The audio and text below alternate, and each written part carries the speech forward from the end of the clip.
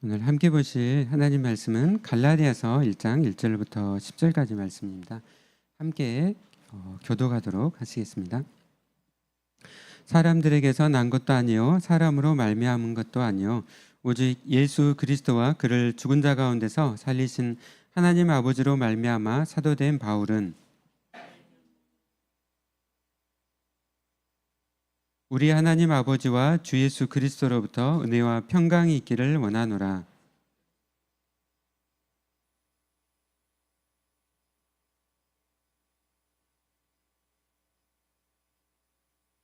영광이 그에게 세세토록 있을지어다. 아멘.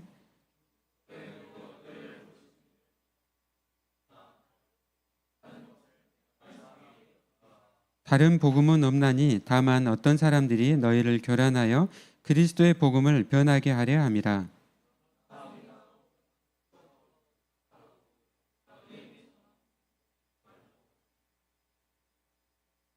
우리가 전에 말하였거니와 내가 지금 다시 말하노니 만일 누구든지 너희가 받은 것 외에 다른 복음을 전하면 저주를 받을지어다.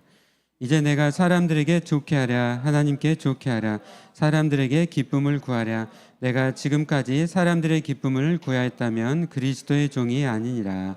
아멘. 제가 노승춘 목사님께서 나오셔서 참된 복음이라는 제목으로 하나님 말씀을 하시겠습니다.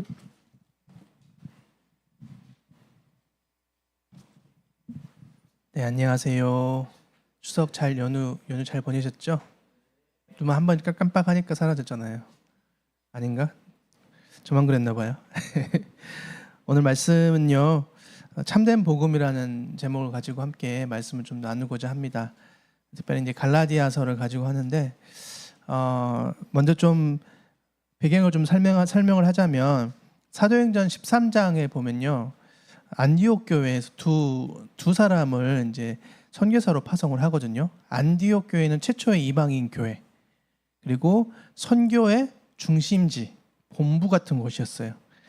그래서 두 사람을 선교사로 파송하는데 누구랑 누구를 보내냐면 보면 바나바와 사울, 그러니까 사울이 바울이 되었거든요. 이 두 사람을 세워서 1차 전도 여행을 떠나게 됩니다. 그래서 1차 전도 여행 때 갈라디아, 지금 저희가 보는 이 갈라디아 지방에 교회가 생기게 돼요. 처음으로. 그래서 굉장히 중요한 결실이었거든요. 갈라디아 지방에 있던 대부분의 사람들이 이방인들, 더 나아가서 이교도 다른 종교를 이렇게 가지고 있었던 사람들이었어요. 근데 그 사람들이 성숙한 신앙인이라기보다 이제 막 초신자들, 이제 막 예수님 믿어서 막 불타오르는, 첫사랑 여러분 해보셨잖아요. 그런 것처럼 막 불타오르는 그런 상황이었는데, 바울이 안디옥 교회 본부로 돌아와서 정비를 하고 있는데 안디옥 교회에서 분란이 일어난 거예요. 어떤 분란이냐면 유대주의자라는 사람들이 와가지고 복음은 율법도 같이 지켜야 된다 이렇게 주장을 하는 거예요. 그래서 안디옥 교회에서도 분쟁이 있었는데 보니까 갈라디아 교회까지 이 잘못된 사상이 퍼져 있는 거예요. 그래서 바울이 어떻게 했을까요? 그래 나도 버리자 이렇게 하지 않고 편지를 언능 써가지고 이 잘못된 것에 대해서 조심해라 라고 경고하고 바로잡기 위해서 이 갈라디아서를 쓴 거예요. 그래서 이 유대주의자들이 이 바울이 이러한 반박들을 하고 아니다라고 얘기를 하니까 어떻게 공격을 했냐면, 바울로 사도 맞아? 너 12제자도 아니고 예수님께 진짜 배운 거 맞아? 이렇게 하면서 사도권을 막 공격하면서 자기들이 한 주장에 대한 합리성을 바울을 공격함으로써 살리려고 했어요. 그렇잖아요.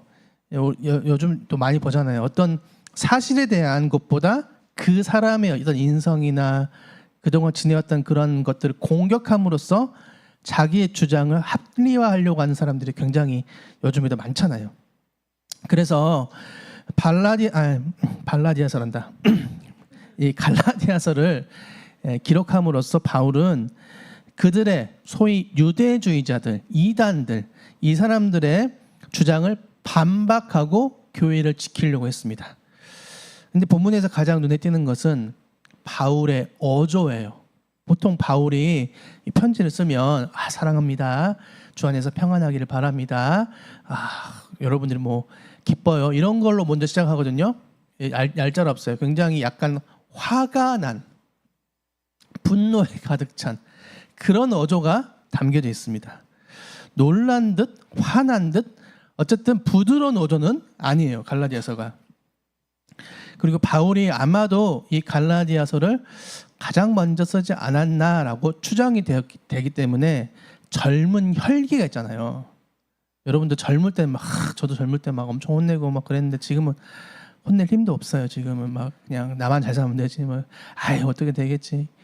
아무튼 굉장히 젊을 때 썼기 때문에 열정이 있어서 그런 건지 굉장히 좀 강한 어조로 이야기를 하고 있습니다.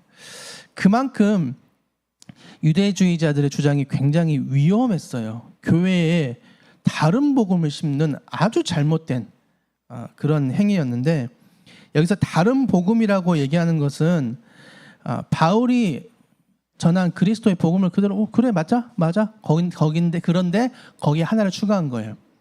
할례 받아야 돼. 할례 받으면 너희의 그 구원이 완벽해질 거야. 우리도 여러분 구원 받았나요? 옛날에는 구원하면 뭐 10원, 11원 이렇게 했는데 요즘 이런 거 안 통하잖아요.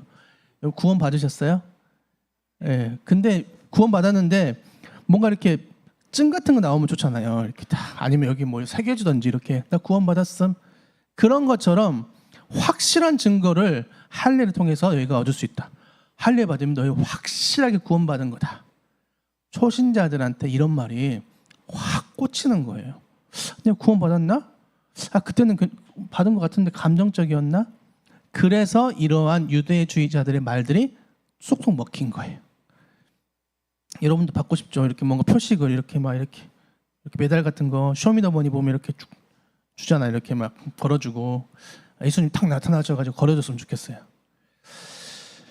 그래서 바울은 이 다른 복음에 대한 위험성을 얘기하고 있는데, 바울이 이제 첫 번째 여기 말씀을 통해서 여러분과 좀 나누고 싶은 첫 번째 이야기는 뭐냐면, 바울은 이 변질된 복음의 위험성에 대해서 아주 강력하게 경고하고 있어요.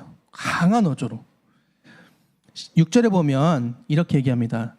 그리스도의 은혜로 너희를 부르신 이를 이같이 속히 떠나서 다른 복음을 따르는 것이 내가 이상하게 여긴다, 이렇게 얘기해요.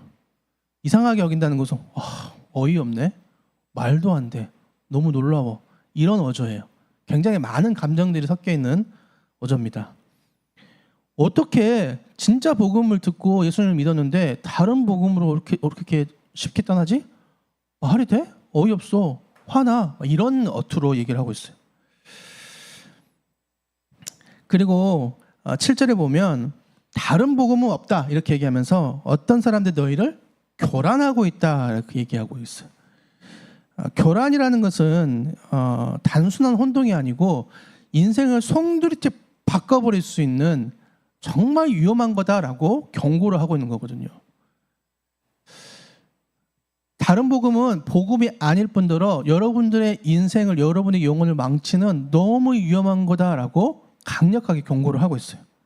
저도 이 신천지나 이런 이단들 상담할 때 굉장히 강한 어조로 얘기하거든요. 예전에도 최근에도 길 가다가 설문조 해가지고 뭐 하러 간대요. 그래서 신천지야 만나지 마 이랬더니 그래도 약속은 했는데 만나야 되지 않겠어요? 그래?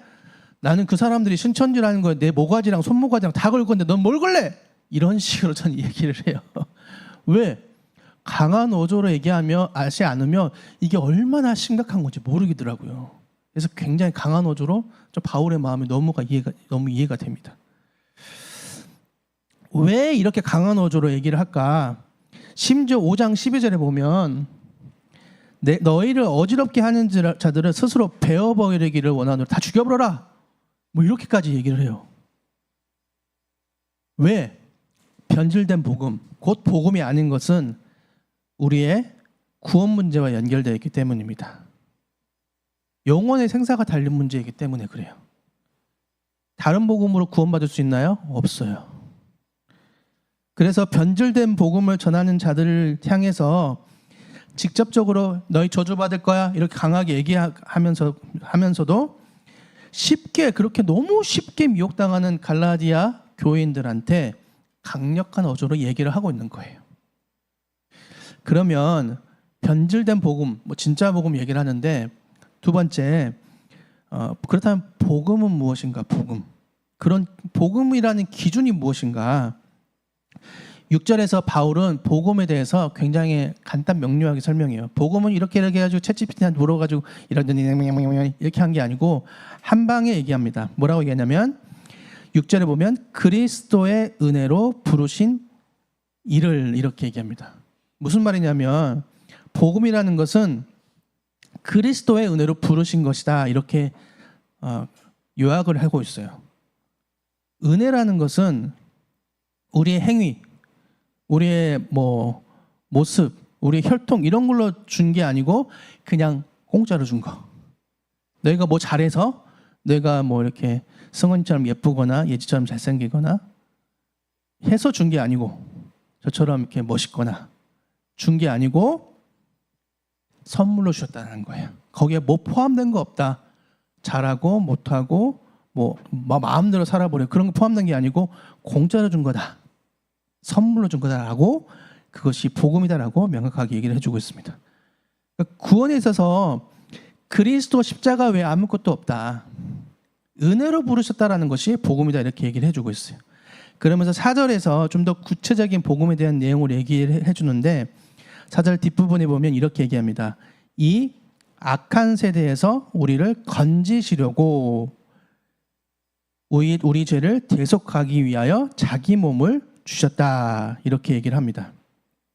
하나님께서 우리에게 이 복음을 주신 이유가 뭐냐면 악한 세대에서 우리를 건지시기 위해서 주셨다 이렇게 얘기를 해요. 특별히 이제 건지셨다. 저도 어렸을 때 수영장에 빠져서 죽을 뻔한 적이 있었는데 이해가 안 되죠. 저 삼촌이 정말 개념이 없어가지고 얼음풀장에 저를 데리고 지는 또 어른들하고 놀고 싶어가지고 튜브에 저를 놓고 지 혼자 놀았어요. 지라고밖에 반말이 안 나. 반말 나올 수밖에 없어. 제가 튜브에서 빠졌어요. 발이 닿을까요? 안 닿을까요? 안 닿았어. 키가 작아가지고. 그때 누가 건져줬어요. 살았습니다. 아무도 옛날 수영장 여러분 모르죠? 바글바글 인간반 물반이에요. 저 빠져도 아무도 몰라요. 누가 건져줬어요. 그게 좀 구원이라고 생각합니다. 건진다는 거는 우리의 상태를 이야기해줘요. 무슨 말이냐면 우리는 스스로를 구원할 수 없다. 누가? 건져줘야 돼요. 우리의 행위나 됨됨이가 우리를 구원하지 못한다는 것을 이 말씀을 통해서 분명히 얘기를 해줍니다. 구원에 관해서는 우리는 완전히 무력한 존재. 이렇게 무능력한 우리를 하나님께서 어떻게 하셨냐? 건져주셨어요. 개입하셔가지고 죽음 속에서 허덕이는 우리를 은혜로 건져주셨어요. 이게 바로 복음이다. 이렇게 얘기를 해주고 있습니다. 그러고 나서 5절에서 바울은 그 은혜를 주신 하나님께 모든 영광을 돌리고 있어요. 5절에 보면 영광이 그에게 세세토록 있을지어다. 아멘. 그러니까 우리가 구원받은 것에 대한 모든 영광이 누구에게 있냐면 하나님께 있습니다라고 분명하게 얘기를 하고 있습니다. 그렇다면 다른 복음은 어떠냐? 다른 복음은 그 그리스도의 은혜에 뭔가를 플러스 하려고 해요. 그거 플러스 하는 것은 그것을 만든 사람의 의도가 담겨 있는 악의가 담겨 있는 거거든요. 그래서 7절에 보면 다른 복음은 없다라고 분명하게 얘기를 하고 있습니다. 그리스도의 은혜 외에 다른 것을 뭔가를 해야 구원받는다라고 하는 것은 우리가 무언가를 해가지고 하나님께 하나님을 불러내는 당시 이방 종교와 같은 행위다라고 얘기를 해주고 있습니다. 사실은 지금 갈라디아 교인들은 대부분 원래 다른 종교를 믿고 있던 사람들이었기 때문에 그런 것이 굉장히 잘 먹혔을 거예요. 그러나 복음이라는 것은 구원을 우리가 스스로 구원할 수 없는 완전한 무력한 존재인 우리를 은혜로 구원하신 것, 그것이 바로 복음이라는 것을 분명히 알고 분별해라라고 분명히 얘기를 해주고 있습니다. 복음은 하나님이 우리에게 은혜로 우리를 건지시려고 주신 것이다, 이렇게 정의를 했는데, 그러면 그 복음에 대한 기준은 무엇인가? 이건 복음이고 이건 복음이 아니다, 이거는 복음이고 이건 다른 복음이다, 이런 기준은 무엇인가? 8절에 보면 바울은 복음에 대한 기준을 어떻게 세우냐면 우리가 전한 복음이다, 이렇게 기준을 얘기하고 있어요. 우리가 전한 복음, 우리가 전한 복음이라고 기준을 세우고 있어요. 바울은 제일 처음에 아까 말했던 것처럼 이 자기들의 주장을 관철시키기 위해서 바울은 사도가 아니다라고 폄하를 했거든요. 그래서 1장 1절 제일 먼저 이렇게 얘기합니다. 한번 읽어볼까요? 1장 1절. 자, 시작. 사람들에게서 난 것이 아니고 사람으로 말미암은 것도 아니고 오직 예수 그리스도와 그를 죽은 자 가운데서 살리신 하나님 아버지로 말미암아 사도된 바울은, 자기의 사도권을 분명하게 얘기합니다. 나는 예수님으로부터 사도권을 인정받고 예수님의 사도다라고 분명하게 얘기를 해주고 있어요. 사역의 기원, 이 복음의 기원은 예수님의 부르심이고 궁극적 권위도 예수님의 말씀에서 나옵니다. 다른 사람들이 바울을 위임한 게 아니에요. 사람들이 인기 투표해가지고 당신은 사도 이렇게 한 게 아니고 하나님께서, 예수님께서 분명하게 유임을 했다는 사실을 1장 1절을 통해서 얘기를 하고 있습니다. 그래서 이 복음이 맞고 틀리고의 기준은 곧 우리가 전한 복음, 바울이 전한 복음, 곧 예수님께 듣고 배운 말씀이 기준이 된다라는 것을 분명히 하고 있어요. 8절에 다시 한번 볼까요? 8절에 보면 우리가 너희에게 전한 복음 외에 다른 복음을 전하면 저주를 받을 것이다, 이렇게 얘기를 하고 있습니다. 그러니까 바울이 굉장히 서신서나 여러 가지 그런 모습들을 보면 굉장히 똑똑한 사람이고 언변이 굉장히 좋고 논리적이고, 그렇게 해서 바울이 잘 연구를 해가지고 자기 나름대로 뭔가 만들어서 전한 것이 마치 바울이 만든 복음처럼 사람들이 얘기를 하는데 그렇지 않다라고 분명하게 얘기를 해주고 있습니다. 그래서 바울이 전했던 복음은 그가 막 공부하고 연구해서 묵상해서 나온 지혜의 산물이 아니고 하나님께 받은 것이고 그것은 변할 수 없다라고 얘기를 하고 있어요. 이단들의 교리를 보면 계속 바뀌어요.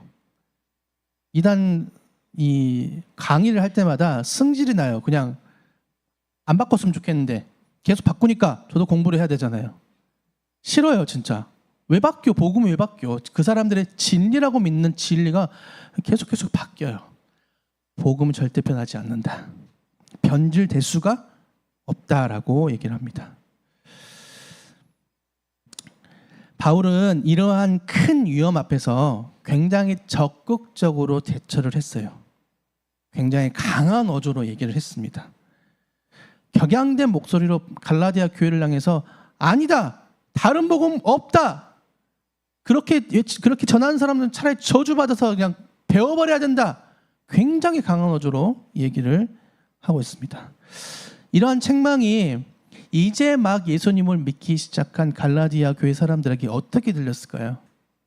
안 좋게 들렸겠죠. 그럼에도 불구하고 했어요. 초신자들에게도 불구하고 마음이 다칠 수도 있었어요. 그럼에도 불구하고 너무 중요한 일이었기 때문에 굉장히 강한 어조로 이 위험성에 대해서 경고를 하고 있습니다. 우리도 그 안내 문자에 그럼 소리가 좀 삐삐삐삐 이렇게 나오면 좋겠어요. 좋겠어요? 굉장히 강하게 나와야겠죠. 뭐 지진이 일어났다, 뾰로로롱 지진이 일어나 이러면 안 되잖아요. 삐삐삐 이렇게 나와야 되잖아요. 그런 것처럼 강력하게 경고하고 있습니다. 그리고 10절에 보면 바울은 나는 하나님께 좋게 하는 사람이다. 내가 사람들의 기쁨을 구하는 사람이 아니다. 이렇게 얘기를 하면서 내가 너희들에게 이렇게 인기를 바라고 너희들의 마음이 이렇게 늘 좋기만 바랬으면 이렇게 경고하지 않았을 것이다. 이런 식으로 얘기를 하고 있는 거예요. 사람들의 반대를 받거나 불리한 상황에 처할지라도 바울은 변치 않는 복음에 대한 분명한 확신을 가지고 담대하게 전했고 그리스도께 순종하는 삶을 살았습니다. 이렇게 순종하는 분명한 복음에 순종하는 여러분들의 삶이 되시기를 기도합니다. 좀 마무리를 하겠습니다. 안타깝게도 현대에도 이 복음의 변질이 계속되고 있어요. 대표적으로 이단 사이비가 판을 치고 있잖아요. 요즘 판을 굉장히 교묘하고 은밀하게 진행되는 것이 복음에 대한 변질이에요. 대략 한 90%는 맞는 거 써놓고 뭐 10%만 조금 바꿔가지고 자기들이 옳다고 주장합니다. 그래서 복음에 대한 분명한 기준을 세웠으면 좋겠어요. 첫째는 우리는 철저히 죄인이어서 우리 구원에 조금 더 기여할 수가 없다. 온전히 주님께 달려있다. 그게 첫 번째 기준. 두 번째는 구원받으려면 그리스도께서 이루신 일인 그 은혜를 믿을 뿐 거기에 아무것도 더할 수 없다. 첫 번째, 다시 한번 우리는 어떤 행동으로 구원에 기여할 수가 없다. 그리고 두 번째, 우리를 구원하신 그리스도의 은혜를 믿을 뿐 거기에 아무것도 더할 수 없다라는 분명한 복음의 기준을 세우시는 여러분 되시기를 소망합니다. 이러한 기준을 벗어나는 교회들이 있어요. 그리스도를 믿고 거기에 어떤 신념이나 어떤 행동을 더해야 구원받는다라고 하는 교회. 언뜻 맞는 말인 것 같지만 당연히 우리가 그리스도인으로서 하나님이 주신 율법을 행하고 바른 생활들을 해야 되지만 그게 추가돼야 된다는 것은 잘못된 겁니다. 반대로 우리한테 믿음이 있으면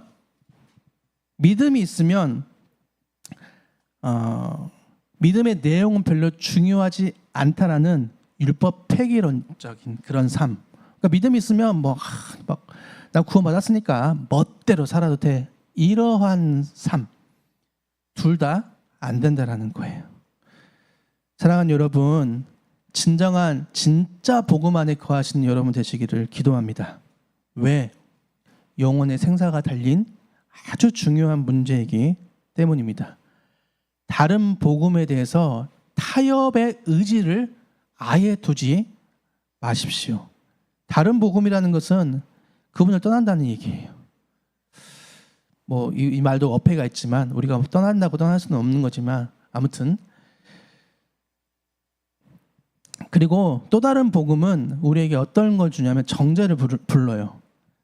다른 복음은 우리가 구원받았다는 확신을 가지고 사는 우리에게 어떤 걸 주냐면 정죄함을 줘요. 이거 해라. 안 했네? 너 큰일 났다. 저거 해라. 안 했네? 큰일 났네. 이거 하지 마. 했네? 이런 식으로 우리에게 정죄를 하는 불안과 죄책감을 따르게 하는 것이 다른 복음입니다. 사랑하는 여러분, 참된 복음 안에 거하십시오. 우리를 사랑하시고 우리를 건지시기 위해서 자기의 몸을 들여 대속하신 그 그리스도의 은혜를 기억하시는 여러분 되시기를 소망합니다. 이 바울의 경고, 분명하고 명료한 바울의 경고, 이것을 바울은 교회를 사랑했기 때문에 이렇게 얘기를 했어요. 무엇인가를 해서 구원을 얻는다.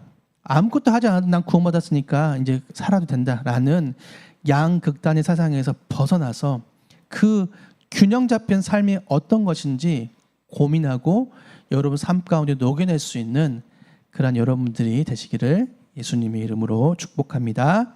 아멘. 기도하겠습니다. 하나님 아버지 감사합니다. 오늘 또 참된 복음이란 말씀을 통하여서 우리에게 주어진 하나님의 은혜가 얼마나 큰지 또 복음을 어떻게 분별하고 기준을 삼아야 되는지 알게 해주셔서 감사합니다. 우리를 구원하시는 그 하나님의 뜻은 너무나 놀랍고 위대한 것이기에 우리가 그 구원에 참여하는 것이지만 우리가 어떤 우리의 행동이나 우리의 어떤 모습을 통해서 혈통을 통해서 구원받을 수 있는 것이 아니라 오직 은혜로 구원받았음을 다시 한번 기억하고 하나님 앞에 온전하게 나아갈 수 있는 사랑하는 분일교회 지체들 될 수 있도록 인도하시고 함께하여 주시옵소서. 감사합니다. 살아계신 예수님의 이름으로 기도드립니다. 아멘.